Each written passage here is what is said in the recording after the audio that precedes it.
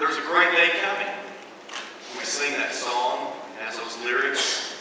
There's a great day coming, a great day coming. There's a great day coming by and by, when the saint and the sinner shall be parted right and left. Are you ready for that day to come? Of all the days that there have ever been, there is an event coming like none of before. Jesus came once to address our problem with sin. But he's coming for a different purpose next time. Jesus promised, Jesus promised, I will come again. John chapter 14, 1 through 6. I will come again, receive unto myself, that where I am, there ye may be also. We read in the book of Acts chapter 1, as Jesus was there and ascending back to the Father's right hand, the angels spoke to the disciples, why do you look into heaven? And as you're gazing there into heaven, the same Jesus that you see going into heaven will so come in like manner as you have seen him go. Jesus is coming again. 2 Peter chapter 3, we are reminded, Peter writes, that in the last days there will be those who are scoffers, walking after their own lust, saying, where is the promise that's coming? Where is the promise that's coming? Here's a promise God has made. A promise Jesus has made. It's unfulfilled. What's the story? What's the deal? We shouldn't think because of his delay that he is not coming. His promise is sure. His promise is steadfast. God will make good on his promise. There's a great day coming, and Jesus is coming again. Direct your attention to a writing by the Apostle Paul. And this is taken, I can find it in my notes. Got a note here, a note there. Here we go. 1 Thessalonians chapter 4 is where we want to go. 1 Thessalonians chapter 4. And in verse 13, beginning, but I would not have you be ignorant, brethren. God has given his word. God is the great teacher to eradicate ignorance. There's a lot of things that God does not want us to be ignorant about, and one of the things he does not want us to be ignorant about is the fact that Jesus is coming to claim his home. We talked earlier today about mothers and the great responsibility that you have to teach your children. And one of the things that you need to teach your children as you teach them about the Lord is that Jesus is coming again. You and I need to be making ourselves ready for that day. I would not make you be ignorant, brethren, concerning them which are asleep. There are those who have gone on before us, that you sorrow not, even as others which have no hope.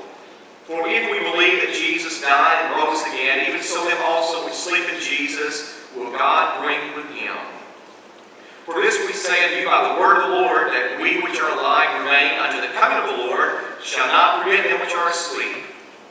For the Lord himself shall descend from heaven with a shout, the voice of the archangel, and with the trump of God, and the dead in Christ shall rise first. Then we which are alive remain shall be caught up together with him in the clouds to meet the Lord in the air, and so shall we ever be with the Lord. Wherefore, comfort one another with these words.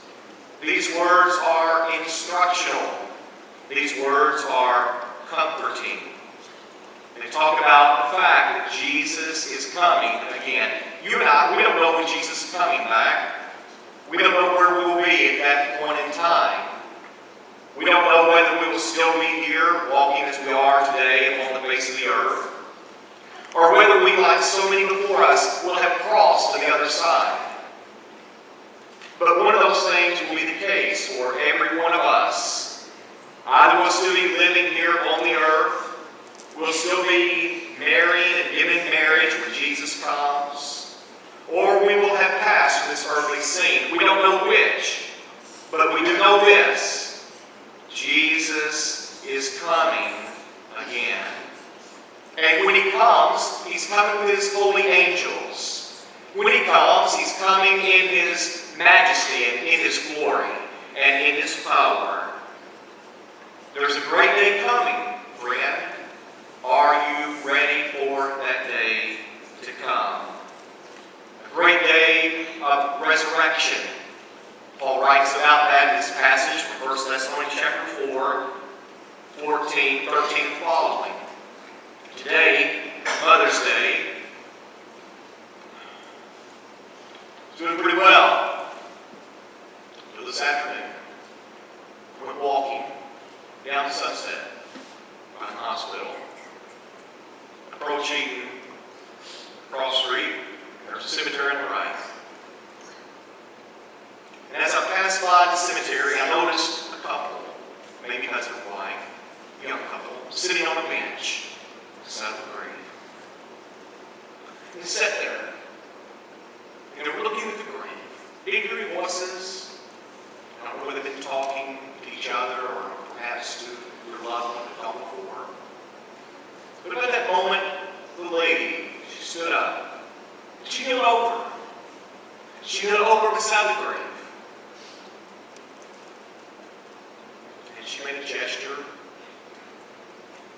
Maybe she was touching the headstone. I couldn't hear any words, but I knew that there was pain.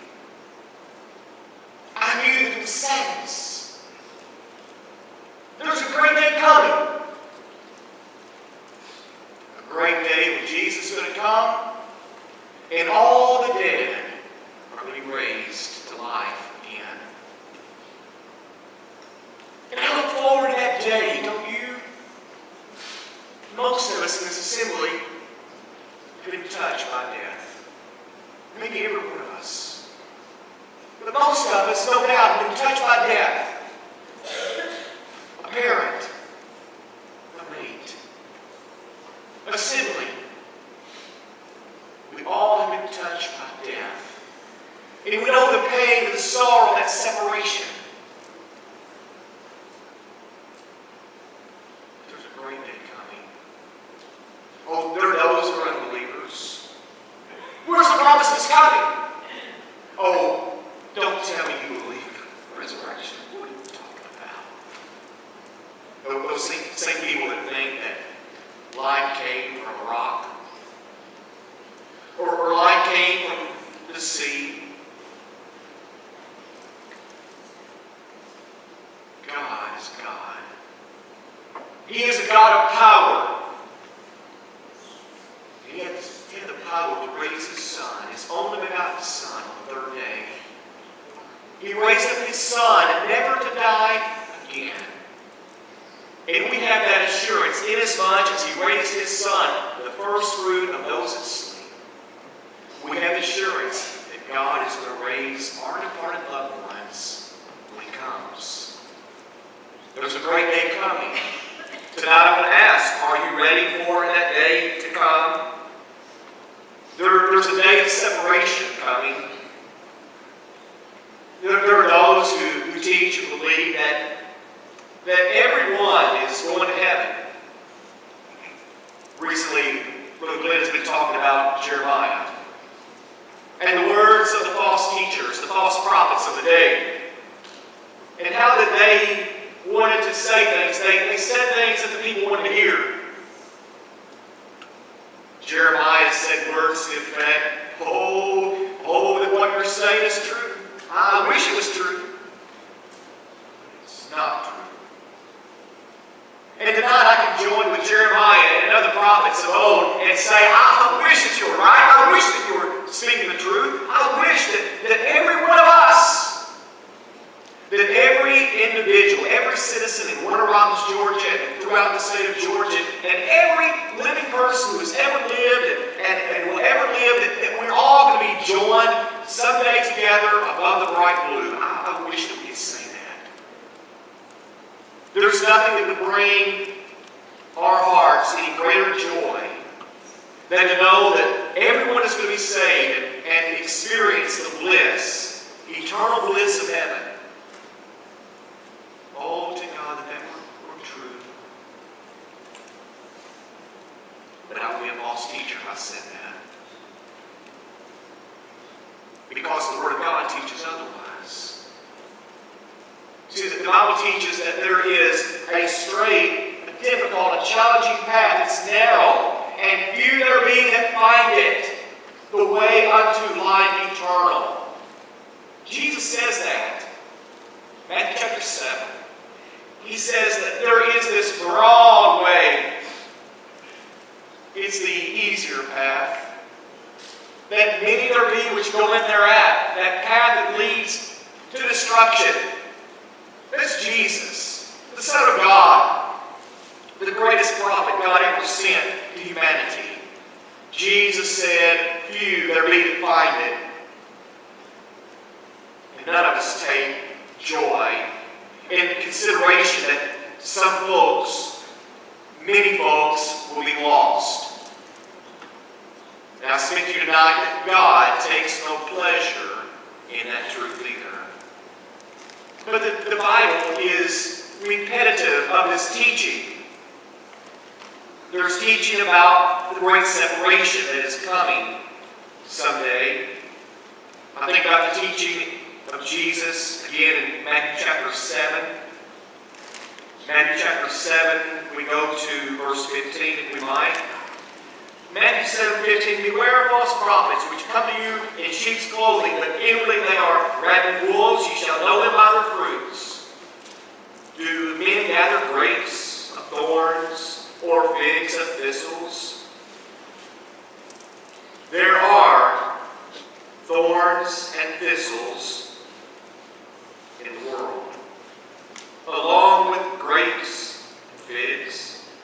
Even so, every good tree bringeth forth good fruit. A corrupt tree bringeth forth evil fruit. A good tree cannot bring forth evil fruit, neither can a corrupt tree bring forth good fruit. Every tree that bringeth not forth good fruit is hewn down, that is cut, and cast into the fire. Wherefore by their fruits ye shall know them. Jesus, the master teacher, teaches about trees. A good tree on the one hand, a bad tree on the other. A good tree only bringing forth good fruit will be spared. A bad tree will be cut down. He's speaking about not trees. He's talking about people. He's talking about evil, corrupt people who will be cut down and cast into the fire. But not only so, a bit later in the same gospel narrative, we go to chapter 13. Matthew chapter 13. And again, Jesus teaches parables about various things. We'll go to 13, Matthew 13:24. As Jesus teaches about the kingdom of heaven. He says, it's likened to a man who sowed good seed in his field. While men slept, his enemy came and sowed tares among the wheat and went his way. But when the blade was sprung up and brought forth fruit, then appeared the tares also. The servants of the householder came and said unto him, Sir, didst thou not sow good seed in thy field? From whence then hath it tares? He said unto them, An enemy hath done this.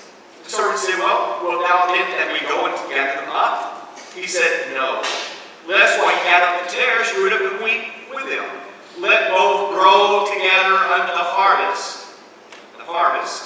And in the time of harvest, I will say to the reapers, gather you together first the tares, and bind them in bundles to burn them, but gather the wheat into my barn.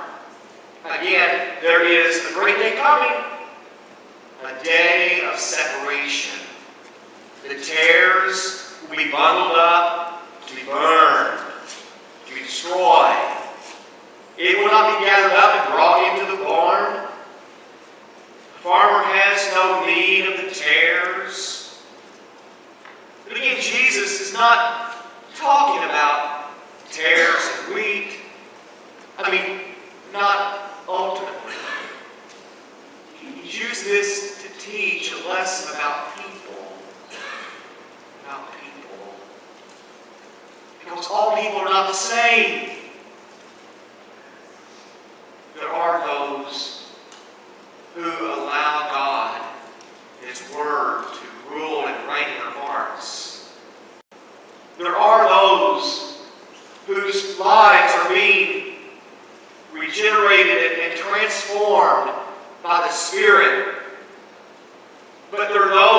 hearts are hardened and deceived and rebellious, they cannot enter that eternal city.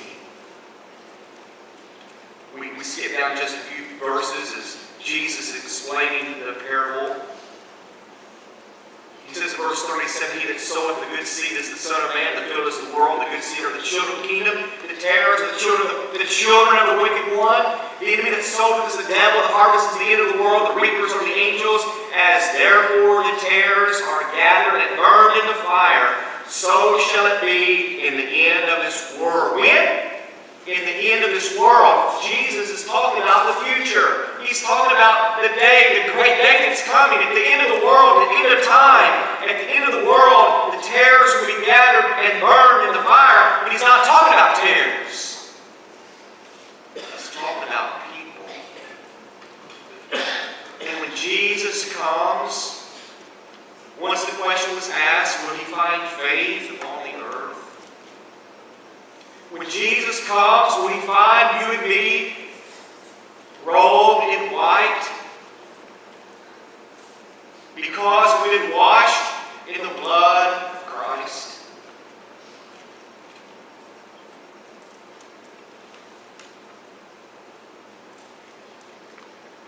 Verse 47, Matthew 13. Again, there's a great day coming, brethren. The kingdom of heaven is likened to a net. Have you ever gone fishing with a net? The kingdom of heaven is likened to a net that was cast into the sea and gathered of every kind. I mean, not all fish are equal, are they? When you sit down to dine at a meal, does it make any difference what kind of fish it is? Certainly. The net, when it was full, verse 48, they drew to the shore and sat down. And what did they do? They gathered the good into vessels, but cast the bad away. It's talking about fish. But you know, he's not talking about fish. He's talking about people. So shall it be at the end of the world. The angels shall come forth and sever the wicked from among the just, and shall cast them into the furnace of fire. There shall be wailing and gnashing of teeth. There's a great day coming. Jesus is coming in His majesty and His glory. There's a great day of resurrection. You and I, we've never seen that before. We've never seen Jesus before. We've never seen judgment before. It's coming. As sure as I'm holding this good book in my hand. As sure as the sun rose this morning. As sure as you are inhaling and exhaling, sitting there on your pew, is how certain there's a great day coming. We turn to Matthew chapter 25 that Adam read for us just a few moments ago. Matthew chapter 25.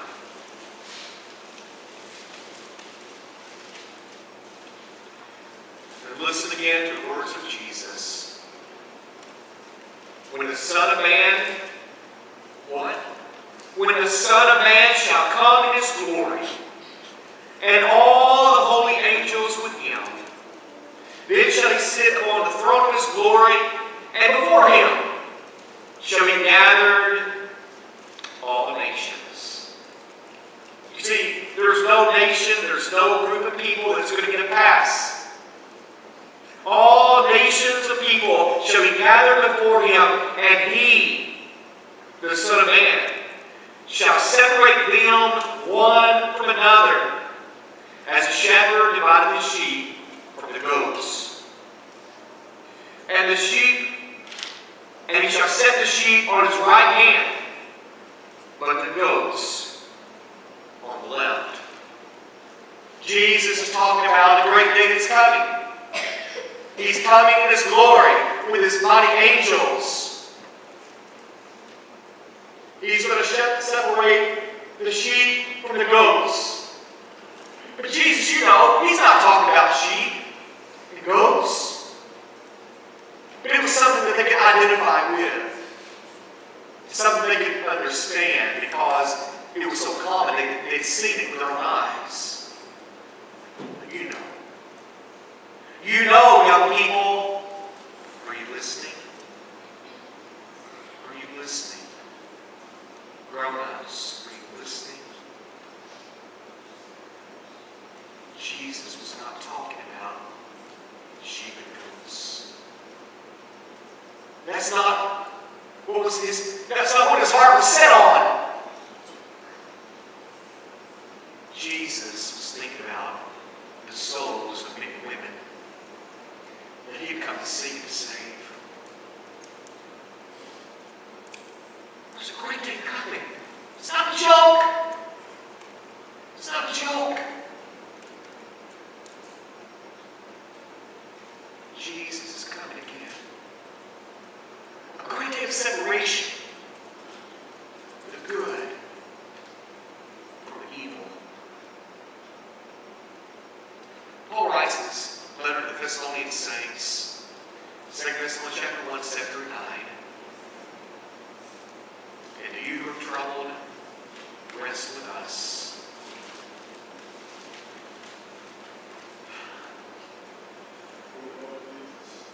The Lord Jesus shall come with His mighty angels in flaming fire, taking vengeance on them that know not God, and will up the gospel of our Lord and Savior Jesus Christ. There's a separation day coming. And where will you stand? Where will you be when Jesus makes a separation? Will He set you over here on His right? Will He set you over here on His right? Because you have come to Christ by faith. Because you have heard the gospel and we're not ashamed of it. And we're willing to respond by faith, confessing the name of the Lord, repenting of your sins, and being immersed in water for the remission of those same sins. You see, if I'm a person who is lost, a sinner, separated from God, and I have not been cleansed by the blood of the Lamb, He will set me over here on the left hand with the goats. And He's going to say to me, depart from me, ye cursed, in everlasting fire, prepared for the devil and his angels. Those are the words that I will hear. Those are the words that you will hear. If you have not responded to the gospel call and lived the life of a faithful Christian, or have you fallen away to restore your first love, Jesus loves you. He died for you. And He longs for your eternal salvation. There's a great day coming. There's a great day coming. And young people, and every one of you, you need to know that God has made His choice to save you, to give you that opportunity, the greatest gift known to man. But the choice is yours. If I could say it this way, God has put the ball in your court. The ball is in your court to decide what you will do. Whether you will respond or have heart of negligence and indifference to His offer of life. Jesus is coming again. I don't know how soon. It could be tonight. It could be tomorrow. It could be 1,000 years from now. But really, it doesn't matter. It doesn't matter how long it is before He comes. But I'll tell you what does matter. What matters is that you've been washed in the blood. That you've been continually cleansed by the blood. That you've walked in the light. And you've had a continual cleansing, 1 John 1:7. That's all that matters. May you and I give our hearts and lives to the Lord every day. If you haven't started that journey, that pilgrimage with our father, the faithful Abraham, it's time to get up. Take those first steps. To walk with God by faith. To a land we haven't seen before. We've been there. But it's greater than your imagination can ponder. Tonight we're studying the gospel call. Are you ready? If you need to make preparation,